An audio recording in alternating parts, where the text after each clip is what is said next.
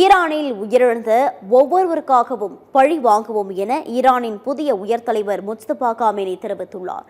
ஈரானின் புதிய உச்ச தலைவராக பொறுப்பேற்றுள்ள முஜ்தபா காமினி பதவியேற்ற பிறகு தனது முதல் அதிகாரப்பூர்வ அறிக்கையை வெளியிட்டுள்ளார். முஜ்தபா காமினியின் அறிக்கை ஈரான் அரசு தொலைக்காட்சியில் செய்தி வாசிப்பாளர் மூலம் வாசிக்கப்பட்டது. அதில் ஈரானில் உயிரிழந்த ஒவ்வொருவருக்காகவும் பழி வாங்குவோம் என்றும் ஒருபோதும் பின்வாங்க மாட்டோம், முழு பலத்துடன் தாக்குவோம் எனவும் எச்சரிக்கப்பட்டுள்ளது.